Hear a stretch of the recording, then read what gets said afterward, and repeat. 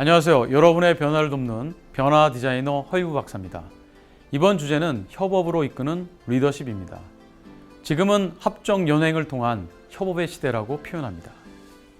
100년 라이벌이었던 벤츠와 BMW가 차량 공유 서비스 우버를 잡겠다고 손을 잡았고, SK텔레콤과 지상파 3사는 넷플릭스에 대항하기 위해 웨이브를 탄생시켰습니다.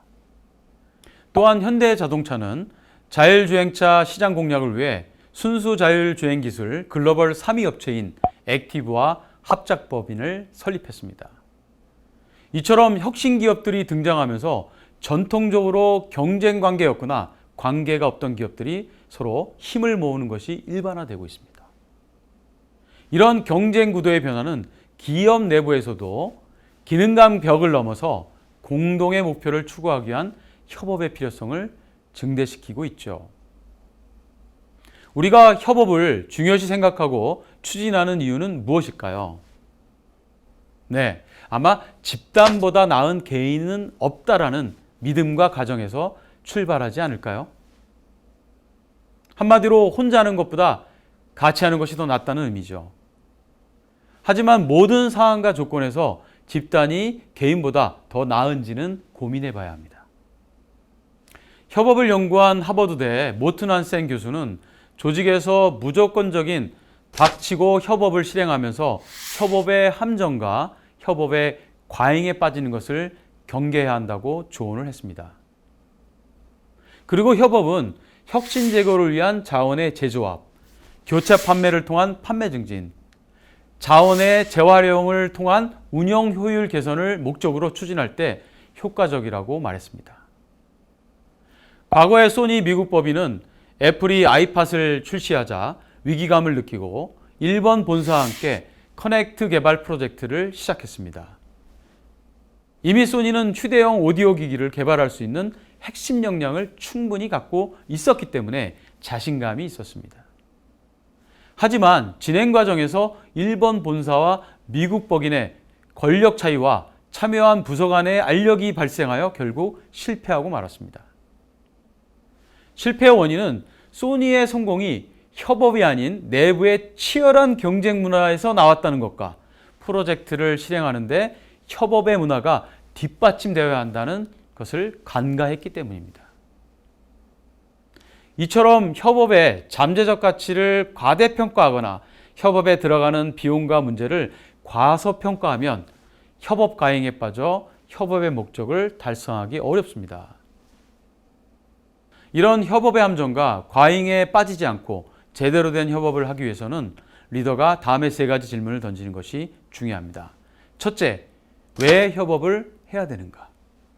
둘째, 협업이 어떻게 성과를 증대시킬 수 있을 것인가? 셋째, 협업의 잠재적 편익은 무엇인가? 그렇다면 어떻게 해야 협업을 잘 이해하고 효과적으로 운영할 수 있을까요? 토마스 라르손 IDI 프로파일링 대표는 협업은 일종의 접촉 스포츠다라고 말했는데요.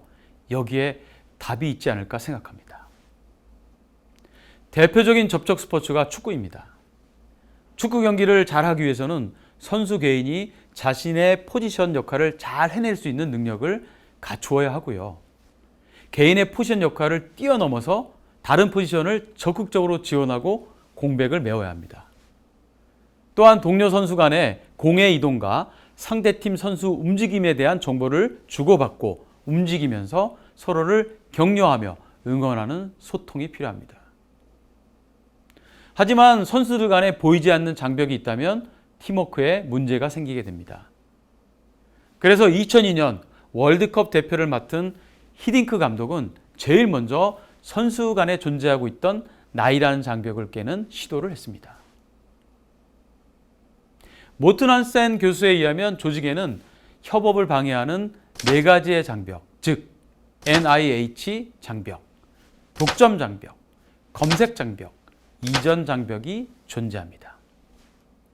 첫 번째 NIH 장벽은 내 것이 아닌 타인의 것을 받아들이지 못하는 것을 말합니다. 폐쇄적인 문화, 신분의 격차, 약점을 보이는 것에 대한 두려움 등이 NIH 장벽을 만드는 원인입니다. 두 번째 독점 장벽은 남을 돕거나 자신이 알고 있는 것을 공유하지 않는 것을 의미합니다. 지나친 경쟁과 제한된 인센티브와 지식 공유를 하면 자신의 권력을 잃을 수 있다는 두려움이 원인이죠. 세 번째 검색 장벽은 기업 내에서 정보와 사람을 찾을 능력이 없는 현상입니다. 검색 장벽은 회사 규모가 크고 상호 간의 물리적 거리가 멀고 정보의 과부하로 올바른 정보를 검색할 수 없는 상황, 네트워크 연결이 빈약한 경우에 발생합니다. 마지막으로 이전 장벽은 한 곳에서 다른 곳으로 이전할 수 없는 현상인데요. 암묵적 지식처럼 다른 사람이나 부서에 이전하기 어려운 경우 또는 구성원들이 함께 일하는 법을 모르고 강한 유대감이 없을 때 생깁니다. 지금까지 합정연행의 협업의 시대에 우리가 고민해야 할 이슈에 대해서 말씀드렸는데요. 협업은 치열한 경쟁과 가속화되는 경영 환경에서 생존과 성장을 위한 하나의 전략이고 리더십이지만 모든 것을 해결해주는 만능은 아니라는 것입니다. 그래서 협업을 유행을 쫓듯 무조건적으로 따라할 것이 아니라 어떻게 체계적이고 제대로 된 협업을 실행할 것인가 고민하는 것이 중요합니다. 또 하나, 기업 문화 속에 잠재되어 있는 다양한 장벽을 찾아내고 그것을 극복할 수 있는 리더십을 발휘하는 것이 필요합니다. 다음 시간에는 어떻게 해야 협업을 위한 효과적인 리더십을 발휘할 수 있는지 말씀드리겠습니다. 경청해 주셔서 감사합니다.